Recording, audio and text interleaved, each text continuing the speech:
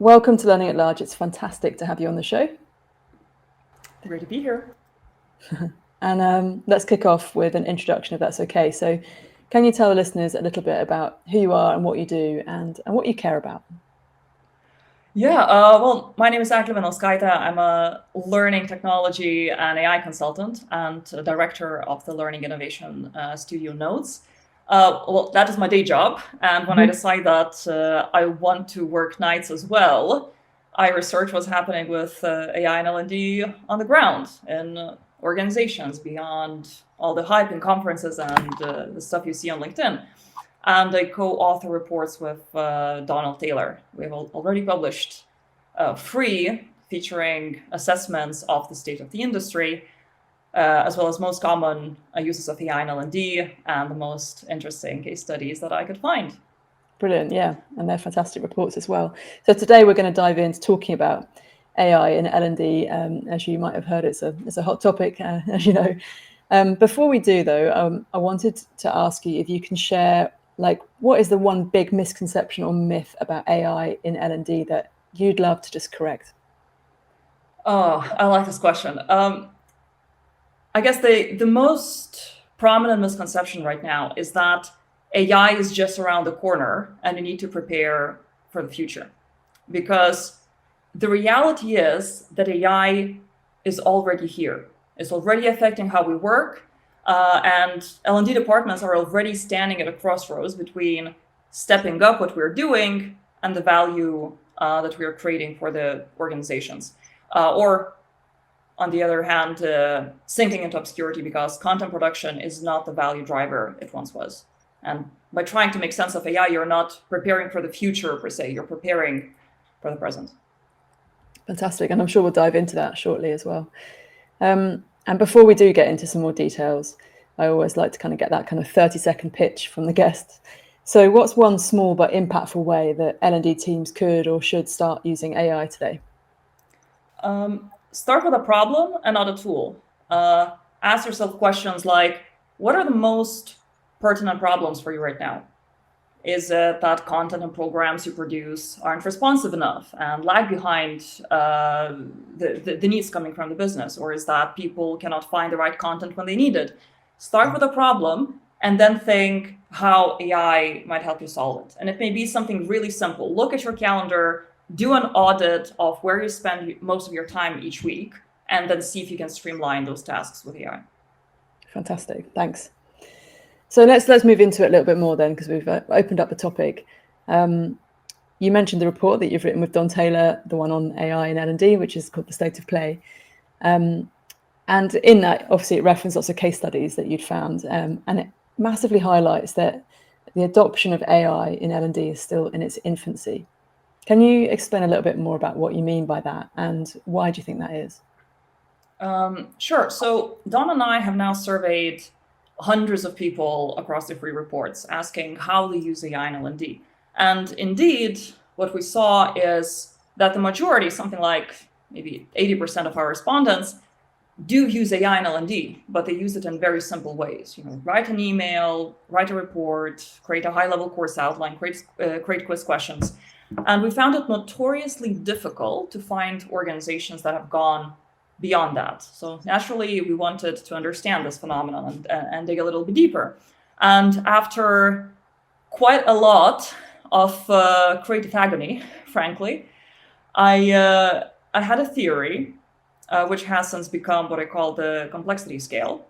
If you can imagine a scale going from left to right with simple AI use cases on the left and sophisticated on the right, and I define simple as AI uses that L&D can execute internally, and sophisticated as the ones where L&D needs extra skills, technologies, and or relationships to make happen. So imagine that scale in front of you. And if we go from left to right, at first, we have AI for admin tasks, so things like document writing, meeting notes, internal communications. Then one step to the right, we have AI for learning design and content development. So AI to create course outlines, learning activities, multimodal content. And these are very common AI uses. But after that, what we see is that the use of AI craters. A lot fewer companies and teams and individuals are using AI for anything beyond that. And I propose that the reason this happens is that pretty much a lonely learning designer can get a free ChatGPT account and with some experimentation get quite far with it, really. And there's no need for a budget. There's no need for going through this sophisticated procurement process, no sign-offs or anything. It's just really, it's really quite effortless. But that's where the AI use stalls, because every further step to the right gets increasingly fussy. So if you can imagine again the scale in front of you. So we had from left to right AI for admin tasks, learning design and content. This is where everything craters. The next step to the right is personalization. We have always, not always, but for a long time, we've used AI in that way in L&D that predates generative AI. We've long had adaptive learning and things like content curation. But the thing is that it's not rocket science to use AI for personalization, but it requires you most likely to buy some third-party software. So that's budget, that's the procurement process. Then one step further to the right, we have skills practice, so role-play chatbots. Again, doesn't seem like it's very sophisticated, but if you think about it, now we are using AI not for L&D's internal processes, but we're putting whatever AI spits out in front of the end user. And that means that you need a much more thought through rollout process. You need pilots, you need feedback mechanisms, right? And that's on top of actually getting those chatbots, either buying them or building them. So it gets a little bit more complicated. Then another step to the right, you have data analysis. So using AI for user research or impact evaluation. So any kind of qualitative or quantitative analysis. And here you need two things. First of all, you need a people analytics person in the team. And then you need the relationships with other parts in the business to actually get the data and clean it and normalize and all of that. And then obviously you go further to the right, you have things like performance support, skills management, very pertinent conversations right now in the space of L&D.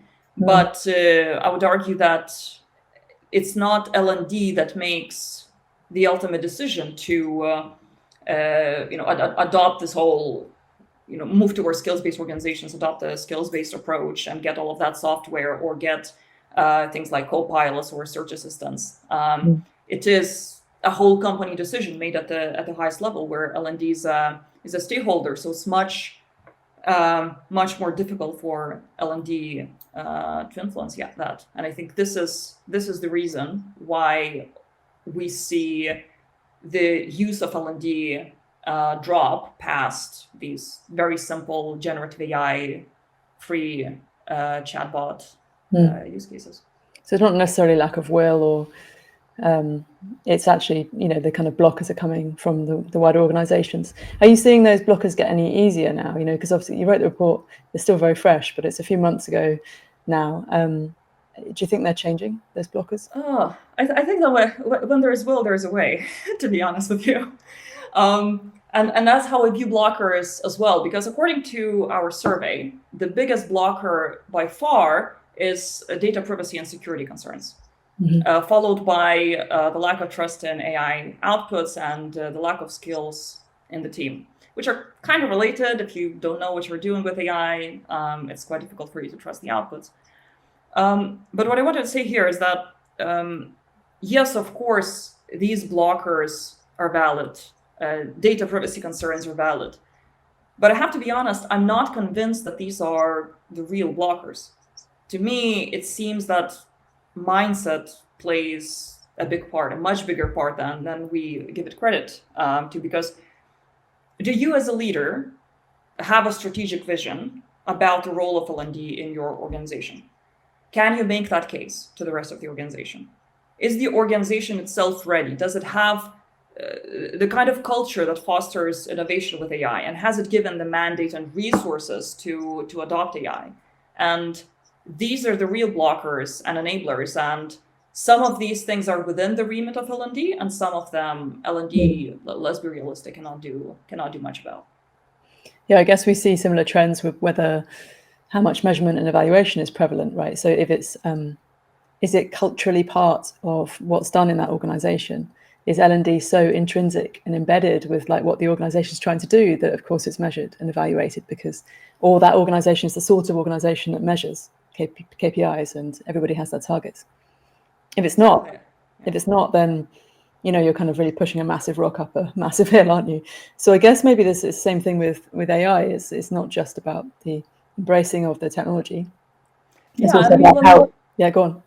I mean, let's be realistic. L&D is usually not the first mover among all of the functions in an organization with AI adoption.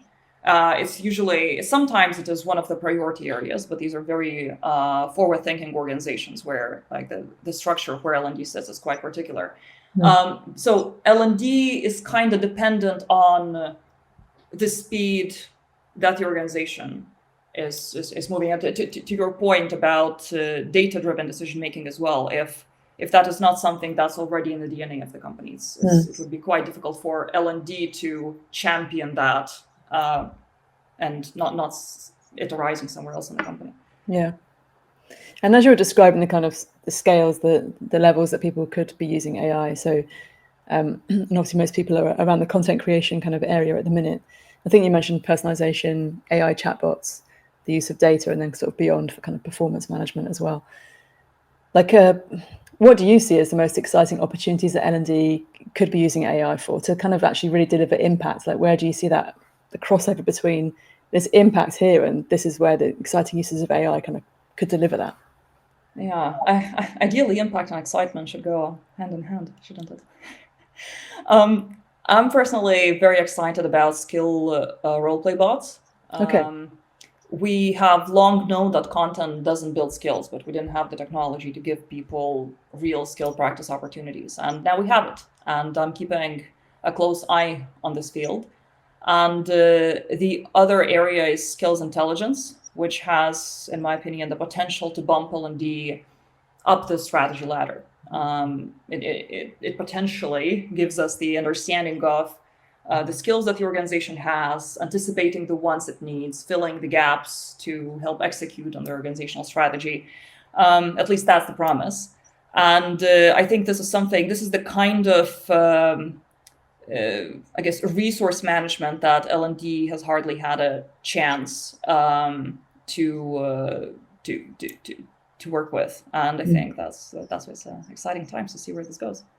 Yeah, that is really exciting. And probably to talk about the kind of skills conversation is a whole separate one as well. That would be great to get into in the future as well. You mentioned earlier that your report had lots of case studies in it, but I wondered if you could help bring to life a story or example that kind of illustrates how AI has the potential to transform learning. Can you think of anything that you could share that kind of can really show the power of it? Yes, there is actually one case study which so in that case study, I wrote about a consulting company that wanted to increase their client retention. And what they did is they used AI to analyze their client call recordings and identify what best performing consultants were doing differently. So essentially they would create, they created a playbook of sorts. So these are best practices. This is what our best people, this is what they do. And then they coached all of their consultants, like human coaching, not AI coaching. They coached all of their consultants on that playbook. And this is the exciting part, they used AI to monitor, to analyze the recordings, the subsequent recordings. They used AI to monitor how those skills were showing up in subsequent client conversations, eventually leading to client retention. So in short, what they were able to do is they were able to use AI to capture both behavior change and business impact from something as notoriously intangible as coaching. And this is, I would say, the holy grail of measurement. We did this thing, we spent a considerable amount of resource on it. What behaviors did that change? And did that end up mattering? So that's that's a very that's a big question that I think AI is well placed to answer, even probably beyond coaching. And there are obviously other use cases, just to name a few really quickly, there's another one that took weeks of procedural onboarding and used AI to transform it into performance support. Essentially, they created a bot that helps you navigate your new job when and sort of gives you support when you need it, and therefore it allows you to become productive much earlier, and it saved a lot of money for obvious reasons. And then there are also a few other case studies that come to mind that have done interesting work with skills. So, for example, they trained simple tools that a lot of us have, but it's about, as is always the case with AI, it's about how you take what you have and think creatively about what you can do with it. So what they did is that they trained a custom GPT to assess someone's skills from a short recording of that person answering a selection of questions about their work. So they ended up calibrating to a point where it was close enough or statistically insignificantly away from human measurements. And you can see how a solution like that could make L&D much more deliberate and targeted in their work, even without sophisticated skills intelligence platforms. So yeah, there's a collection of case studies in my really helpful. Yeah, that's really, really nice to hear. And you can see how they could complement each other as well and be brought together in certain cases too, depending on, of course, on what the goal is. You never just use the initiative just because you can. But you mentioned earlier about your excitement around the potential for kind of coaching bots, and your example there around the customer calls, where you evaluate the calls and then can measure how well someone's done it, improving themselves on those calls. Like in between, that you can imagine the coaching could be available, for example, or the on-the-job kind of performance support, like using an AI bot, for example, like in the onboarding example. You can see how they can kind of start to come together, right, to create very personalized, very in the moment kind of help.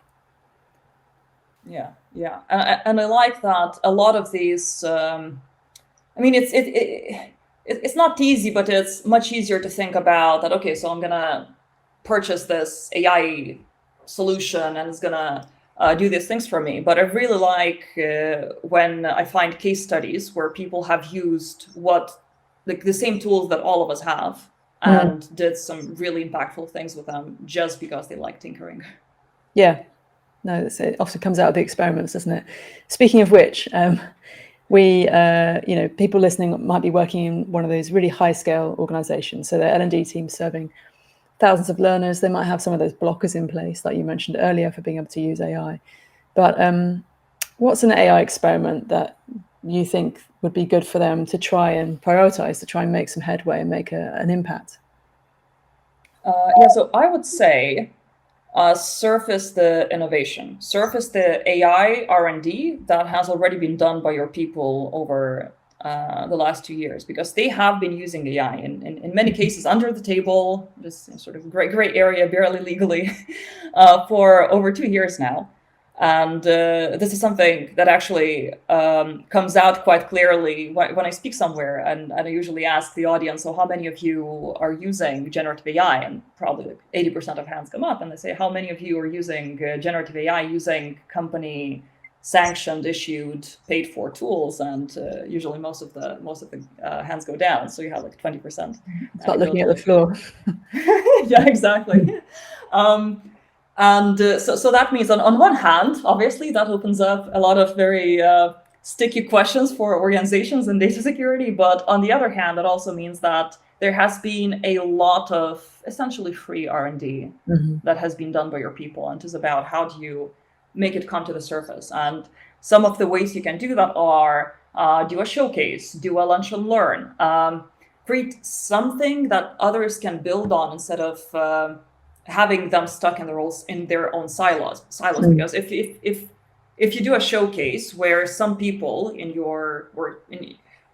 big organizations have multiple L&D teams, if you do a showcase where someone from one team demonstrates this thing that they created with AI, and then the other team that can inspire something, and then instead of rebuilding the whole thing, they can take the prompt, they can even take whatever build the previous team have and build on it instead of trying to sort of figure out, like reinvent the wheel, essentially. So that really accelerates innovation. And it also has the added benefit of promoting AI use, because sometimes organizations talk about, what kind of experiment can we do to make the biggest impact, but they haven't paid attention to the fact that they haven't shown to people that experimenting, which is essentially spending time not on my day job, but trying to do other things that might result in waste, that this is not encouraged.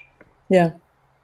Yeah, and I think there's that story sharing is something that's really crucial, isn't it? Like, I do use AI a lot. I use ChatGPT, for example, and another AI tools in my job. But I bet my colleague who does a very similar job to me is using them in a different way as well. So it's not even just like what you're using them to do, but sometimes you find out that someone came up with a prompt that just took it into a completely different level. It's like, right, so you got that far and then you did this as well. So it's like the building on, isn't it, of what someone else has been doing.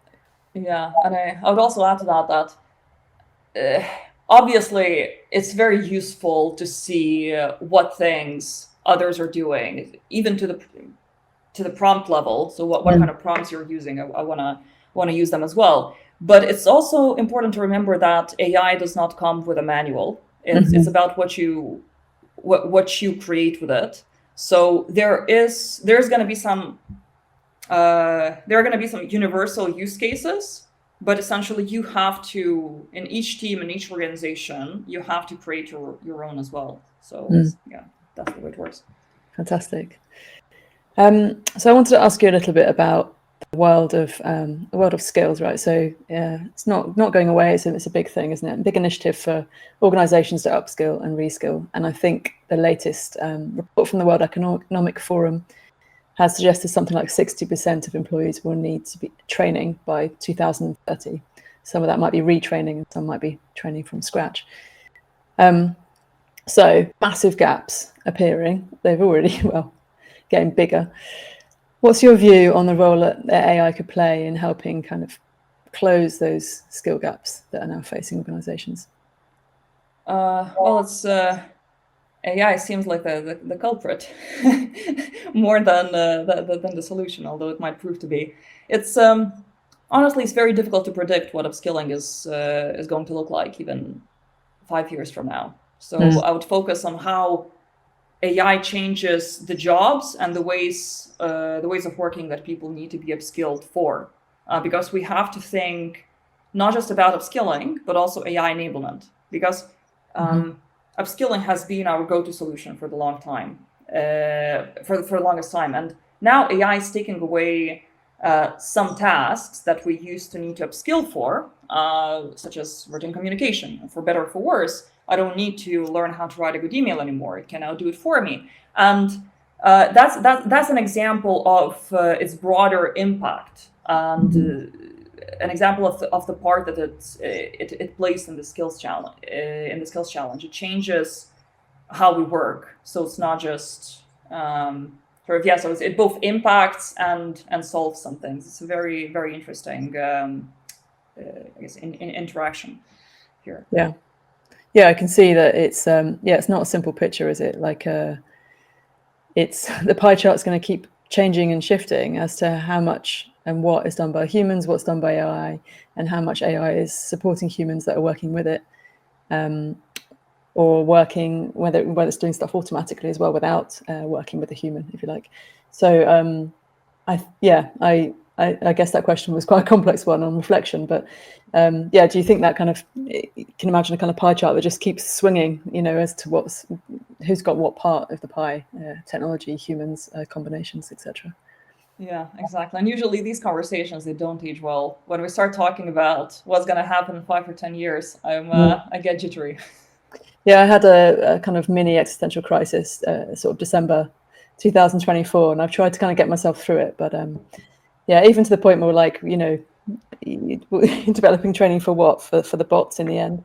But, you can go, how far do you go? But of course, you have to stay hopeful and mindful that there's a lot of humans on the planet, and hopefully some good decisions will be made.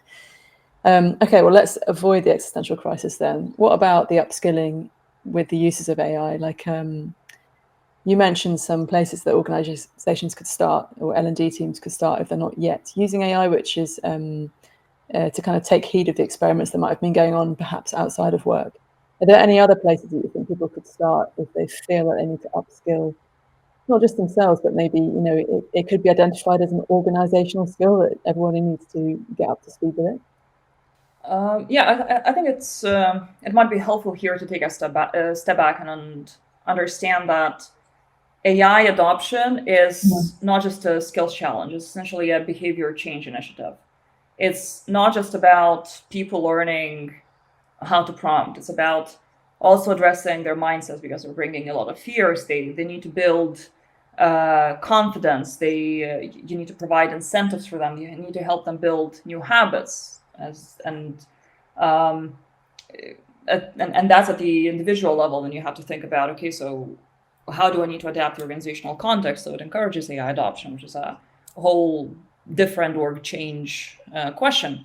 So I think when you start thinking about AI as a behavior change initiative, then you start asking different questions. So you start asking questions such as, what are the norms associated with AI in your company? What are the expectations? We are asking people to work in a different way than they have worked for years or even decades. The way they work right now is the way they often know that they are good at. Like their identity is based around, like, this is how we work. This because I know that I'm going to do a good job.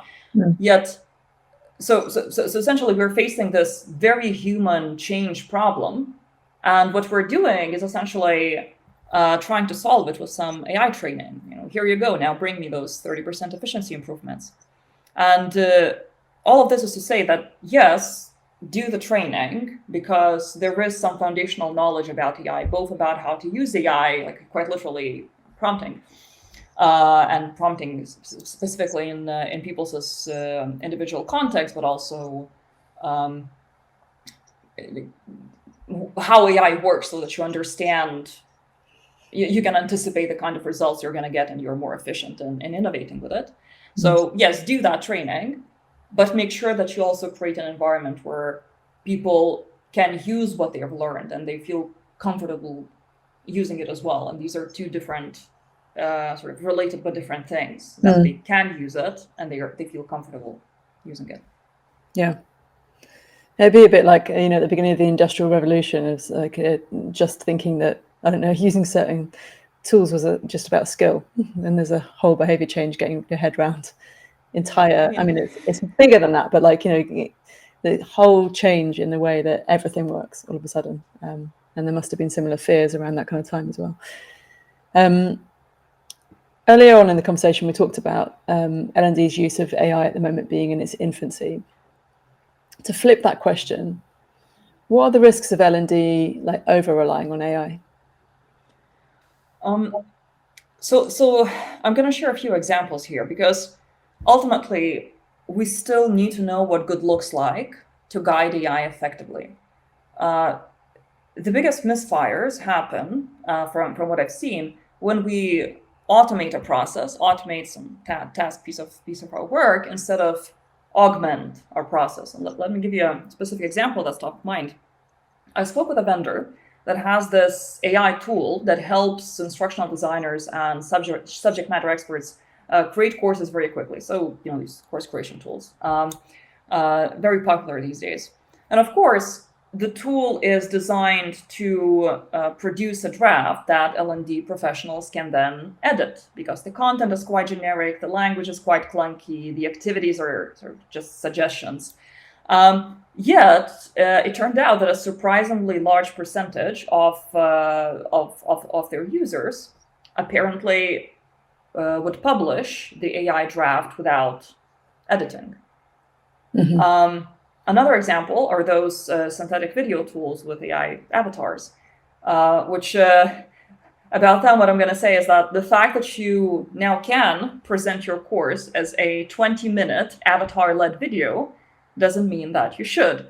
These tools can be very useful, and they're getting really good. Even in the past year, they've made amazing strides, but you still need to know good practice. You need to know how long a video should be, what kind of content it is best suited for, what role it plays in the broader learning experience. You can't just pretty much take whatever content you have and just AI-fy it. So again, AI is at its best when it augments and not automates our work. And to augment our work, we need to both understand our processes and we need to understand what good looks like. Yeah, 100% on that one. And I think at the minute, with where some of those AI content creation tools are, is that you need the human to guide what good looks like and put the framework around it. And the human will know the goals of the project, right? But over time, you'd hope that guidance and framework and what good looks like starts to get built in, because it can then hold people by the hand and guide them, and then over time get better. But if we're just using them badly as content churn machines, right, then you could argue then, how's the software going to be learning? How's the AI going to be learning about what good looks like for the future too? I know it's not as simple as that it's done in different ways, but there is an argument about kind of showing best practice back. I don't know if that makes sense. Is that nonsense? Yeah, and I mean, there is a school of thought, and I've definitely met really credible people who think that actually we are very close to not needing to know what good looks like, because AI knows what good looks like, and it's kind of better than what a human could do. Much like with plain autopilot, AI can do most of the tasks. The autopilot can do most of the tasks better than a pilot. So just don't mess with it. But we'll see. We'll see. Yeah, hopefully not from a real plane. So you mentioned earlier that obviously AI is not just about skills; it's about behaviors and mindset. But how should L&D teams be preparing themselves now for an AI future that's not here yet and seems somewhat unpredictable? Yeah, this AI future that's not here yet. That's a bit of a contested point of view, because I would argue that it is here already, and if you're not seeing it in your organization, then you might not be getting the skills and exposure that you'll need to find your next job a few years down the line. And I've definitely spoken with people who, let me pedal back a bit. The way you view AI and the way you view the urgency of AI and the impact it has on your profession, for example, HR, L&D, and our corner of the business, it is very much influenced by what your organization is doing with AI.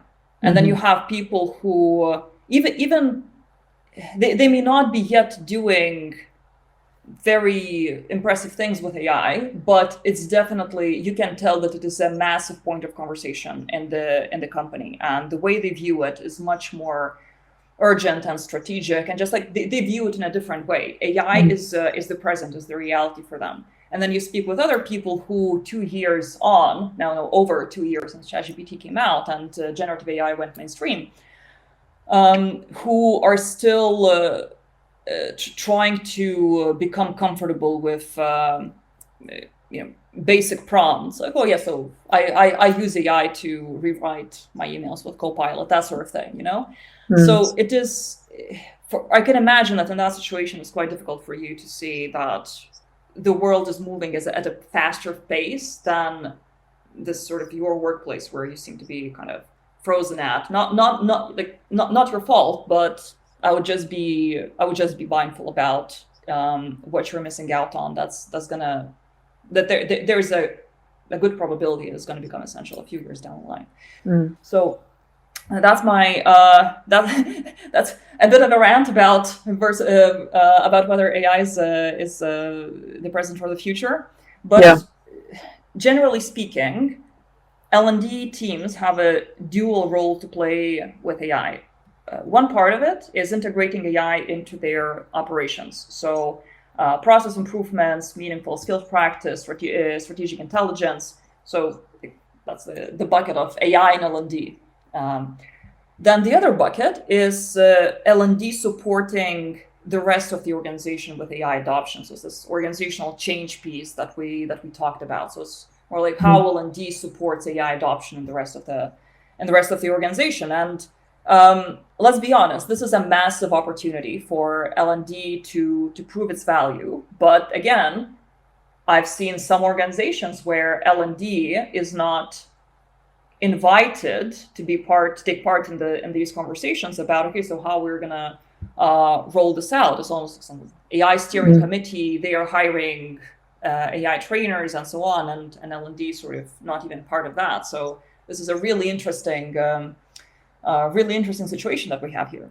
And both of these, so both AI and L&D supporting AI adoption, both of these require close collaboration with the rest of the business to understand what is going on there and how L&D can support it. Because AI skills are table stakes. And if I were an internal L&D leader, what I would try to do is that I would try to develop a point of view about how AI is going to affect the future of work.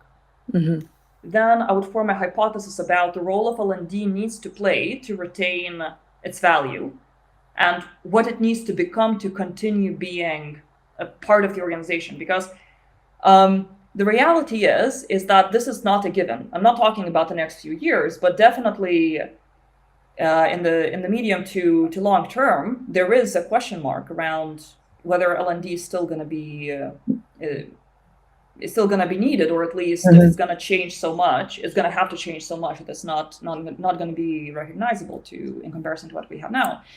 So yeah, point of view about how AI is going to affect the future of work, hypothesis about how L&D should develop to support that future of work, and then develop a strategy to get to that point from A to B. Yeah, that makes a lot of sense. And I think that's really helpful. And going back to your earlier point, if your organization doesn't yet seem to have embraced AI, not sitting and waiting, like for the kind of like some kind of magic bus to arrive where suddenly you can hop on and learn all about it, but to make the moves yourself, right? Yeah. I mean, without breaking any rules in your organization, of course. But you can still form opinions, you can still be reading about it, and you can experiment in your own life, in your own time. Okay, brilliant. Thank you. That was really useful. I always like to ask some, you could call them silly questions at the end, but they're not all silly because it's also about looking towards the future. But one of the questions I like to ask is, if I gave you an L&D bin where you can put anything in it from L&D that would go there forever, what would you put in the bin? The practice of starting with the content without understanding the user. Yeah. Because given the time that some of these courses take, it's like cooking a gourmet meal without asking if your guest is allergic to half of the ingredients. So I'm just imagining it. I'm just imagining right now putting that practice in the L&D bin, and it's very satisfying. Yeah, no, I'm with you on that one. And we'd need quite a large bin, unfortunately, for that one as well, wouldn't we? Because that practice happens quite a lot. But let's put that in the bin then and lock that one away. I'm going to ask you a time machine-based question because, we're talking about AI. Although absolutely taking your point, obviously it's here now and it's not a future thing anymore at all. It hasn't been for quite a long time. But if you could fast forward 10 years, what's one thing that you hope that AI will have solved for A&D? Vision. L&D having a vision of the business, of its purpose, of its role. Don't ask me how, but it needs to be solved. And here you go. You ask me. It's AI's problem now. No, that's great. Yeah, the how, like who can predict that, right? In 10 years. And if listeners can take away one action from today, our listeners being L&D managers, if they could take one action away to start integrating AI into their L&D strategy, what should it be? Start with a problem, maybe even a bold problem, something that you've been scared to tackle. Start with a problem, or you'll be overwhelmed by the sheer number of possibilities of what you can do with AI and so many different tools that are available right now that are coming onto the market. Brilliant. Thank you. Well, thanks so much for coming on the show. I've absolutely, I've just been leaning into every word you've been saying. It's really, really interesting. I really enjoyed it. And I'm sure our listeners have as well.